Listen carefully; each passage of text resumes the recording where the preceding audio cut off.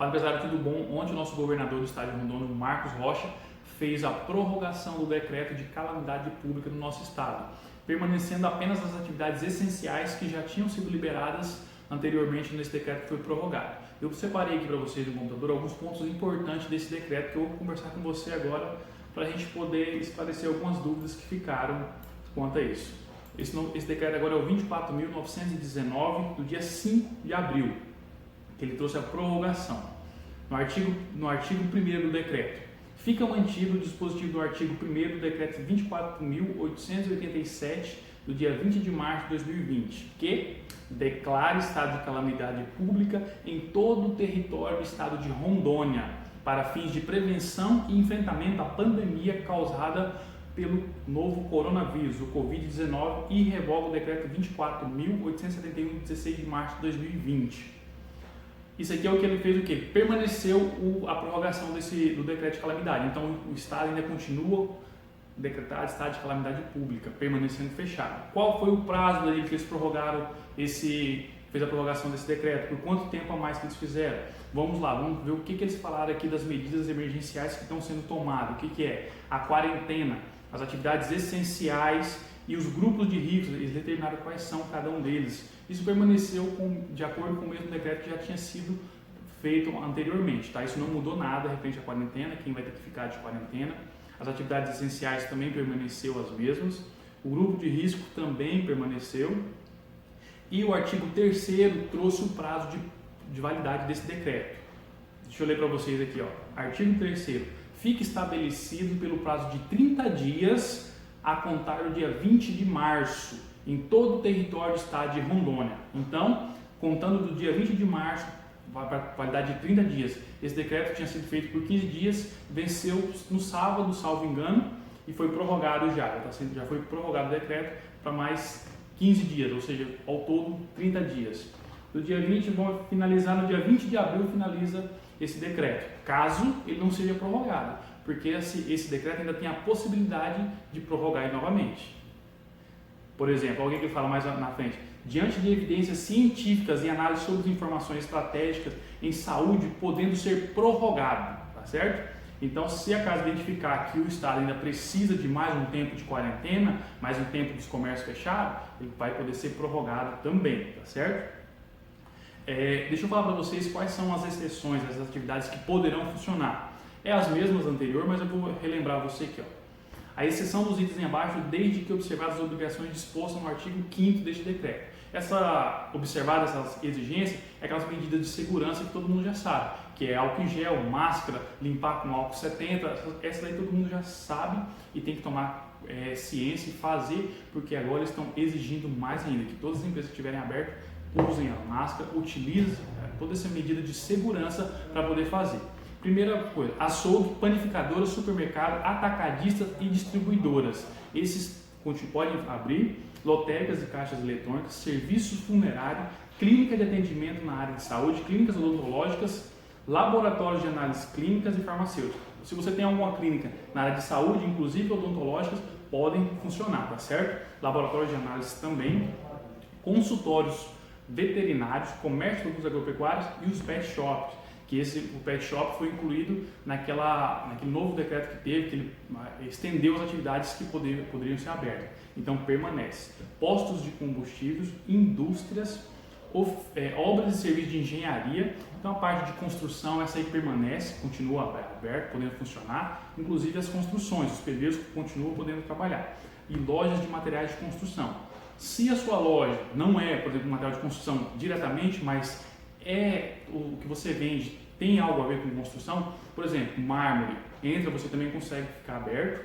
Se você tem uma loja de gesso, também vai entrar por conta que é relacionada à construção, então permite que você trabalhe. Oficinas mecânicas, autopeças, serviço de manutenção. Esse serviço de manutenção vai dar, por exemplo, lanternagem, que entra na parte de serviços mecânicos aqui. Hotéis e hospedarias. Pessoal, os hotéis devem fornecer o café da manhã no quarto do hóspede, viu? No quarto do hóspede. Não é para eles se aglomerar com outras pessoas e reunirem tudo junto. Cada hóspede vai receber no seu quarto. E escritório de contabilidade. Nós poderemos abrir escritório e advocacias também podem funcionar e cartórios. Esses também poderão funcionar. Restaurantes à margem das rodovias. Esses também poderão funcionar todos respeitando as medidas de segurança, viu, pessoal? Vou salientar isso para você. Você pode abrir, mas tem que respeitar. Máscara pessoal, álcool em gel, limpeza e asepsia de todos os componentes e do local. E outras atividades definidas pelo município na forma do artigo 10, desde que não localizado em galerias e centros comerciais. Esse artigo aqui, esse ponto aqui do decreto, ele é muito polêmico, porque ele não ficou muito claro como que funcionaria isso e estabeleceu uma data limite para os municípios fazerem os seus decretos. Eu vou ler para você aqui o artigo 10, o que ele está falando aqui. Só um instantinho, deixa eu baixando aqui para a gente poder falar sobre ele. Ó, vamos ler antes o artigo 9 aqui primeiro. Ficam suspensas pelo prazo de 30 dias a contar do dia 17 de março de 2020, podendo ser alterado o período conforme a necessidade das atividades educacionais, ou seja, as escolas permanecem suspensas sem aula, tá? Não vai ter, não foi liberadas as aulas ainda. Ó, das medidas emergenciais no âmbito municipal. Agora o artigo 10, que é desse decreto, o que ele fala? Fundamentação técnica, mediante fundamentação técnica específica e observando os protocolos clínicos do coronavírus e as diretrizes estabelecidas no Plano Nacional de Contingência. Os municípios, observando isso, poderão dispor a contar do dia 12, dia 12 de abril, desde que não haja elevação significativa dos casos confirmados.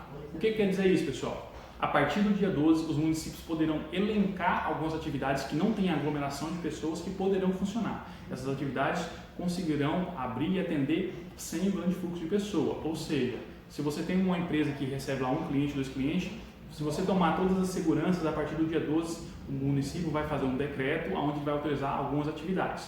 Tem municípios que já estão fazendo esse decreto antes mesmo do dia 12. Eles estão apresentando esse estudo, estão fazendo essa informação, estão levantando isso e assumindo o risco e fazendo o decreto. Por exemplo, as atividades que eles poderão liberar mediante o decreto vai ser o quê? Restaurantes, lanchonetes, exceto self-service, lojas e equipamentos de informática, lojas de eletrodomésticos, lojas de confecções e calçados, livrarias, papelarias e armarinhos, óticas e relojoarias, concessionárias, locadoras e vistorias de veículos, lojas de máquinas e implementos agrícolas e lavanderias. E outras atividades econômicas com baixo fluxo de pessoas e prestação sem contato físico e sem utilização de instrumentos, de utensílios e equipamentos comuns entre vários usuários. Ou seja, se a atividade ela tem um baixo fluxo, igual eu falei para vocês, o município vai poder fazer um decreto liberando essa atividade. O ponto a ser elencado aqui, muito importante nesse decreto, é o que? Você tem que tomar as devidas precauções que ele traz aqui, que são o quê? A limpeza diária, disponibilização de equipamentos de proteção individual, que é máscara, luva, essas informações que todo mundo já sabe, desde que saiu toda essa situação, todo mundo sabe o que precisa utilizar, o que cada empresa precisa fazer para poder conseguir funcionar, mesmo que seja de forma parcial. Um outro ponto muito interessante, eu só pegar para vocês aqui, ó, que taxistas e motoristas de Uber poderão atender desde que os passageiros estejam utilizando máscaras, viu? Vai poder atender dessa forma. Ó, no máximo 2 passageiros também, tá, pessoal? Não mais que isso dentro do veículo, 2 passageiros utilizando máscara. Tinha sido proibido a utilização de mototáxi, mas vai ser permitido que o município faça um decreto autorizando os mototáxis a funcionarem desde que cada passageiro utilize o seu capacete. Eles tinham falado também que você pode trabalhar de forma do cliente solicita via WhatsApp, via e-mail, via telefone, vai até a sua empresa e pega aquele produto que você está vendendo e vai embora. Você pode trabalhar dessa forma, você não precisa ficar totalmente fechado. É uma maneira de você ter uma receita dele mesmo que seja parcial. Pessoal, eu espero que você tenha gostado desse vídeo, tenha entendido o que foi estabelecido nesse decreto e eu volto para trazer novas novidades para vocês. E se ficou alguma dúvida, comenta aqui no vídeo, deixe o seu comentário. Eu espero que você tenha gostado e envie esse vídeo para outras pessoas, para que todas as pessoas do nosso estado fiquem sabendo o que está acontecendo, como que ficou esse decreto, tá certo? Um abraço e até mais.